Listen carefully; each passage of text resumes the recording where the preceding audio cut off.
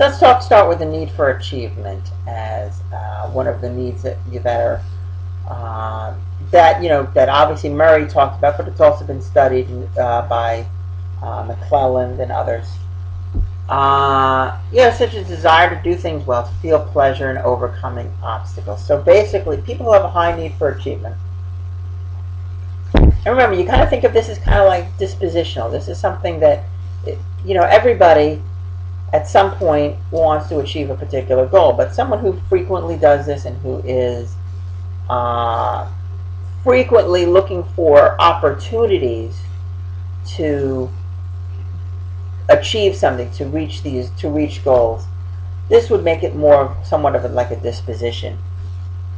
Okay, so they would, in their TAT images, they would be looking for ways of talking about obtaining goals, overcoming adversity, performing well, and those are kind of themes that would come up over a series of pictures with a TAT test. Okay. An important characteristic of people who have a high need for achievement is that they are going to choose tasks, to engage in tasks that are moderately difficult. If we're talking about a student, they're going to take classes that are challenging. But why wouldn't they take classes that are easy, that they can get an easy O? Well, the problem is, if any idiot can get an A in an easy class, then it doesn't really tell you about how much of an achiever you are if you're getting an A in that easy basket weaving 101 class. But alright, then why not you take, advanced physics? Really, really tough class. Why not take a class like that? You get an A in that class, well, that's a real achievement. But taking a really, really difficult class, maybe you don't feel you really have much of a chance of getting a good grade in it, and it would be a struggle, and the struggle wouldn't be worth it because you wouldn't really get anything out of it. You'd fail just like everybody else would.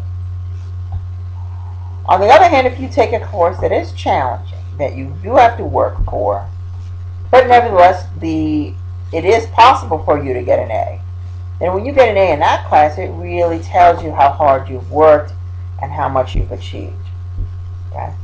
If you get an A in an easy class, well, it's just a matter of anybody can get an A. You got an A in a really hard class, but maybe it was just luck, and most likely you're gonna do poorly in that class. It's not really necessarily going to tell you how much you've achieved. So that's that diagnosticity issue that we're talking about. It should be diagnostic of your abilities. And these are the kinds of activities that they'll engage in to kind of challenge themselves. Okay?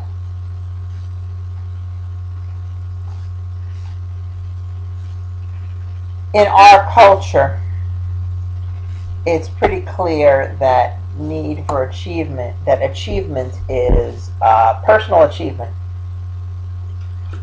is considered a really good thing.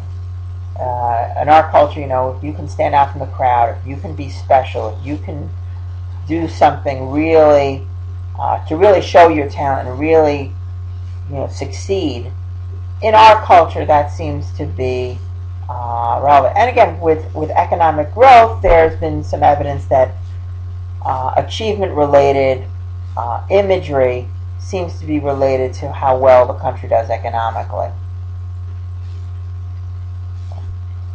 Now, the need for achievement is really not exactly the same thing as a desire to avoid failure.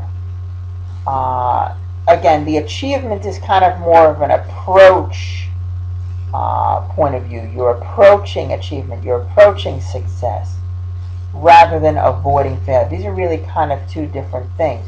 Although on the surface it may appear as if two people might be engaging in the same behavior, but having, but they're really having different motives. But it's not really, but they are really two different things.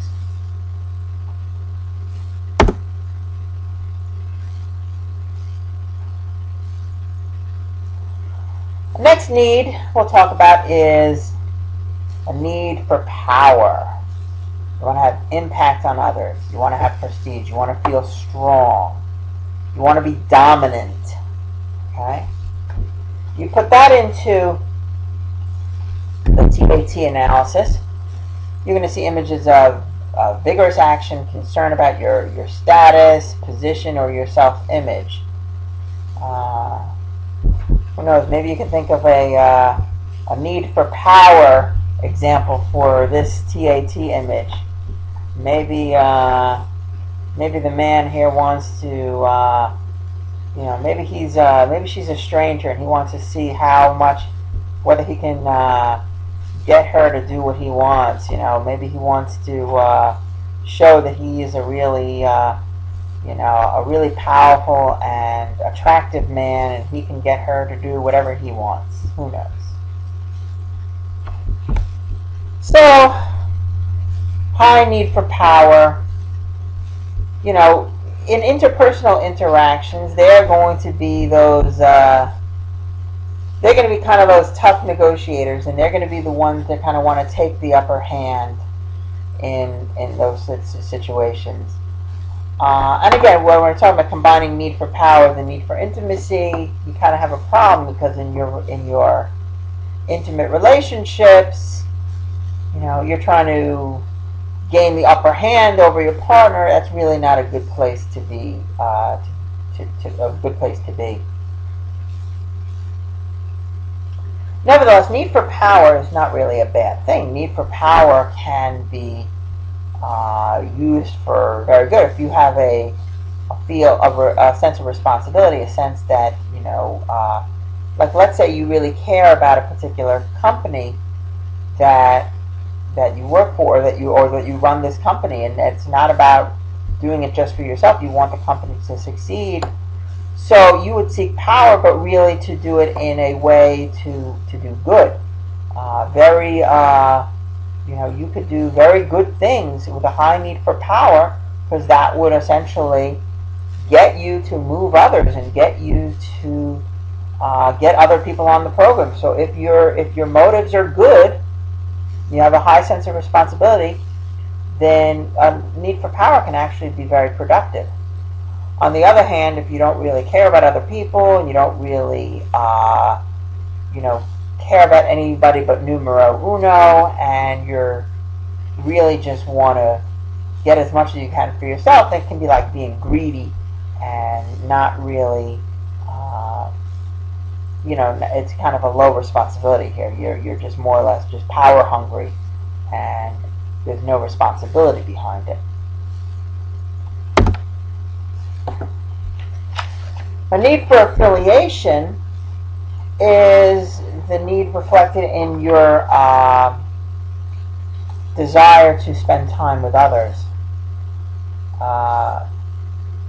You want to be able to maintain relationships, have good relationships with other people. You want to, basically being friendly. The trait of from the big five traits, the trait of agreeableness is a big part of a high need for affiliation. You want to be friendly with others, and you want to associate with others and have good, nice, smooth social interactions. And high need for affiliation people are going to engage in social activities. They like being with other people. Being with other people satisfies this need, and that is where that that need for affiliation is. You would like to have a match in terms of your romantic partner. A person who has a high need for affiliation, a kind of a social butterfly, should probably also be in a relationship with another social butterfly who enjoys going out. Someone who really has a low need for affiliation, doesn't want to associate with other people too much, wants to be left alone, probably not be a good match with a social butterfly. Okay?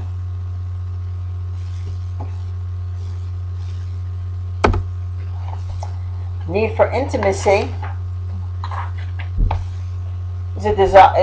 goes a little bit beyond just a need for being with other people, but more or less to be in a close, warm relationship with another person or with other people. So this intimacy is important. You want to maintain, you have this sense of closeness with others. With affiliation, you're actively seeking these particular experiences with other people, kind of, again, maybe reflected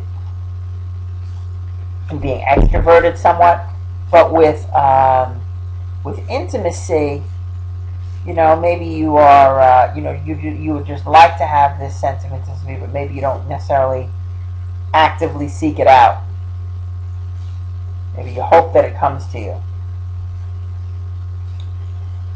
So people who have a high need for intimacy are going to like to have one-on-one interactions with close friends, family, romantic partners, and they're going to be more self-disclosing. What that means is self-disclosing is revealing your inner feelings, thoughts, and whatnot to your partner. And again, engaging in self-disclosure might open you up to a certain sense of vulnerability. So maybe that's, again, the need for power may not be willing to open themselves up in that respect.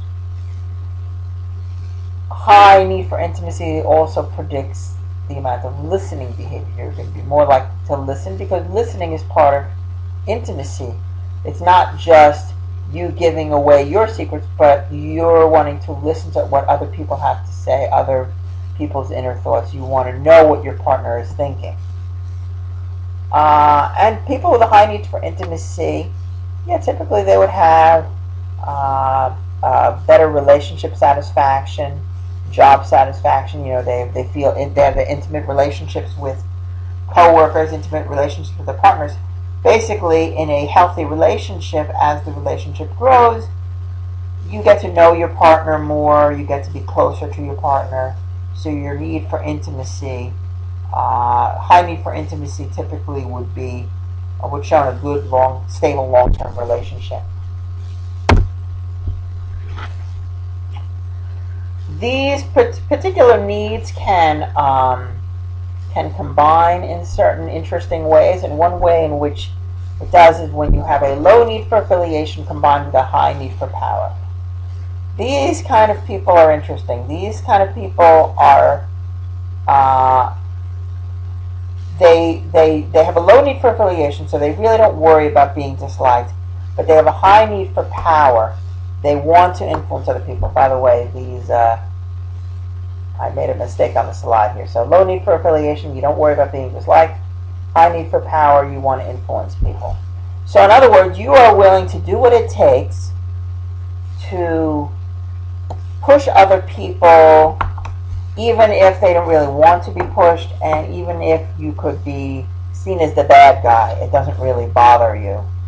And there are times in which a person needs to be able to make those tough decisions, and when it's not a popularity contest, you need to be able to do this. So this is where you can be a pretty successful manager, not a non-technical manager. Technical managers would be more based on their specific skills, but your basic managerial leadership skills might be associated with inhibited power motivation. You are, you're not necessarily going all the way with your power. You're not becoming super power hungry, but you're using your power in an effective way, and you are not worried about being buddy-buddy necessarily with everybody. Sometimes you got to make tough decisions. Also, people who have this inhibited power motive may be very highly persuasive. Again, they're going to want to influence you. They're going to want to influence you, and they're not going to worry about necessarily making you uncomfortable. They're going to want to influence you. That's that's what they're going to do. But that low need for affiliation, they don't necessarily need to have those kind of affiliative relationships.